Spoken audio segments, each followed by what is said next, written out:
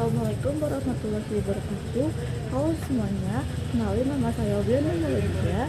Pada kali ini saya akan membahas tentang Career Development Roadmap serta penerapan prinsip lifelong learning dan creative problem solving.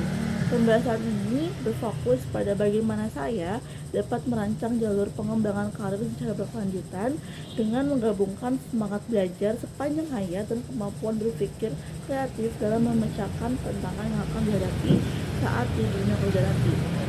Yang pertama, visi karir dan nilai profesional yang ingin dikembangkan. Saya ingin menjadi fasilitator masyarakat yang bisa membantu komunitas agar mandiri, kreatif, dan mampu beradaptasi dengan perubahan sosial dan digital. Dalam perjalanan kerja saya ingin terus mengembangkan nilai-nilai seperti empati, kerjasama, tanggung jawab sosial, dan sikap terbuka terhadap orang lain. Bagi saya, menjadi fasilitator bukan hanya soal menyampaikan pengetahuan, tapi juga tentang mendengarkan, memahami kebutuhan masyarakat, dan membantu mereka untuk menemukan solusi dari kekuatan yang mereka miliki sendiri. Yang kedua, pengaruh pembelajaran sepanjang hayat dan kursus kreatif problem solving. Dari pembelajaran sepanjang hayat ini, saya belajar bahwa seorang fasilitator juga harus terus-menerus belajar dari pengalaman dan dari orang lain. Setiap kegiatan bersama warga adalah kesempatan untuk mengenal cara berpikir dan nilai-nilai baru.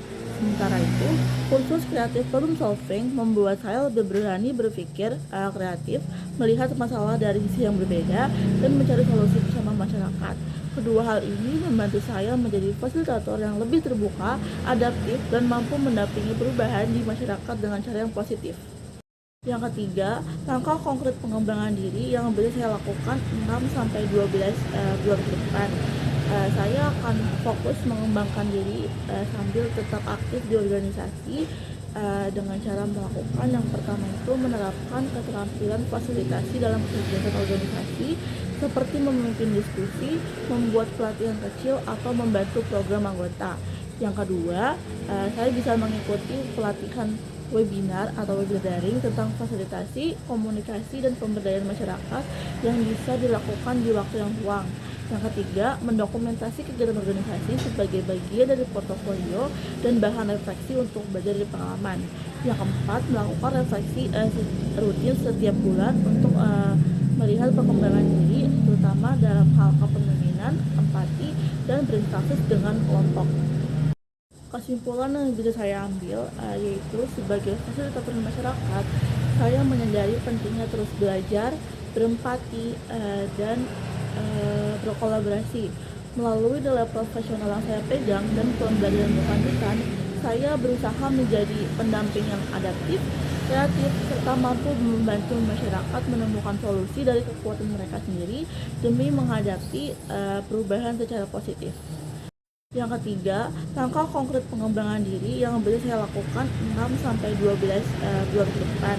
Saya akan fokus mengembangkan diri sambil tetap aktif di organisasi dengan cara melakukan yang pertama itu menerapkan keterampilan fasilitasi dalam kegiatan organisasi seperti memimpin diskusi, membuat pelatihan kecil, atau membantu program anggota. Yang kedua, saya bisa mengikuti pelatihan webinar atau webinar daring tentang fasilitasi, komunikasi, dan pemberdayaan masyarakat yang bisa dilakukan di waktu yang luang. Yang ketiga, mendokumentasi kegiatan organisasi sebagai bagian dari portofolio dan bahan refleksi untuk belajar dari pengalaman. Yang keempat, melakukan refleksi rutin setiap bulan untuk melihat perkembangan diri, terutama dalam hal kepemimpinan, empati, dan berinteraksi dengan kelompok. Kesimpulan yang bisa saya ambil yaitu sebagai fasilitator masyarakat, saya menyadari pentingnya terus belajar, berempati, dan berkolaborasi. Melalui nilai profesional yang saya pegang dan pembelajaran berkelanjutan, saya berusaha menjadi pendamping yang adaptif, kreatif, serta mampu membantu masyarakat menemukan solusi dari kekuatan mereka sendiri demi menghadapi perubahan secara positif. Demikian presentasi yang bisa saya sampaikan, kurang lebihnya mohon maaf. Terima kasih atas perhatiannya. Wabillahi taufiq wal hidayah. Wassalamualaikum warahmatullahi wabarakatuh.